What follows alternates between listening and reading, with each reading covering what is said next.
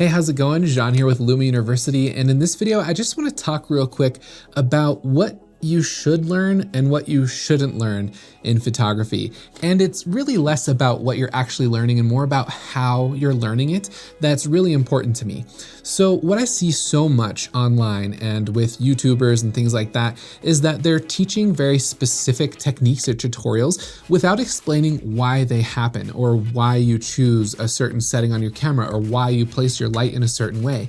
And it's because they're teaching formulas rather than principles. So that's the big takeaway. If this is all you hear from this video and you click off, it's learn the principles, learn the foundational elements that help you create whatever it is you want to create, not just solutions for full sets. So let me explain. When it comes to, say, like a 3-point lighting set, you could learn 3-point lighting from a tutorial and get it decently okay. But the problem is every space is different. Every person is different. Every camera and lens might be a little bit different.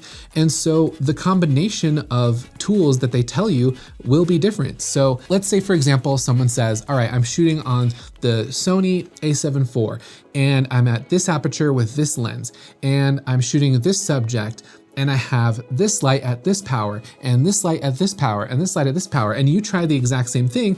Then you look at the back of your camera and you're like, it's not the same. Why is it not the same? And that's because his set was designed for his particular place, his or hers, doesn't matter. It was designed for that specific setup. And what they didn't tell you was that it's more about looking at the image and adjusting as needed to create the set that you want. So understanding how light power works, how the inverse square law works, how the light softness and distance plays a factor, how you feather your light, the different modifiers you use, the focal length of your lens, the distance from the background, all of those things are relative to your particular space and studio. So learning the formula didn't help you achieve the result you wanted. What instead you should learn is the principles of how light works. How does a strobe work? What are the powers on the strobe? How do stops of light work? How do you measure actual exposure? How do you get your white balance correct? It's different for every single scene, every single space. Every studio has different walls, different colors, different tables, different clothing. Nothing is going to be exactly the same from shoot to shoot. Now, there are ways to replicate shoots very well with your own kit. So that's why I take lighting diagrams and keep diagrams of the sets I build for clients so that years down the road, I can recreate them, like I've recently done for some headshots that I did 2 years ago.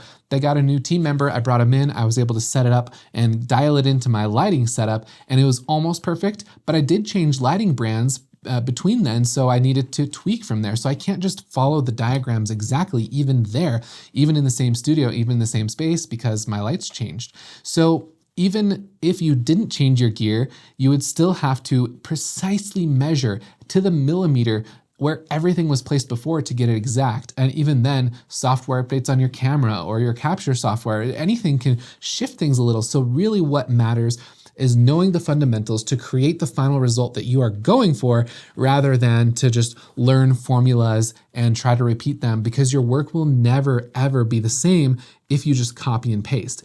Also, learning the principles makes it so much easier to understand what's going on, rather than trying to memorize every single set you've ever seen in your life and then try to take one part of this set and merge it with one part of this set to create this kind of your own jumbled up set. Instead, learn the principles of light, white balance, color gels, storytelling, composition, all of that stuff, so that you can create your own artwork with it. It's a lot like with painting. You can follow Bob Ross to the T and get an exact painting that he made or very close to it, but it's not going to be uniquely yours. And there may be differences in your paint, in your brushes, in your canvas, in the lighting in your room that change how the image is rendered anyway. So instead of learning by seeing what he built and trying to recreate it, look at the techniques he uses instead. How does he build clouds? How does he make reflections? How does he make the mountains? And I think I've used this analogy in a past YouTube video, but instead of building the actual final image and memorizing that, memorize the techniques so that you can build them together into your own scene. And that's exactly the same with lighting, with studio work. outdoors, indoors, anything creative really.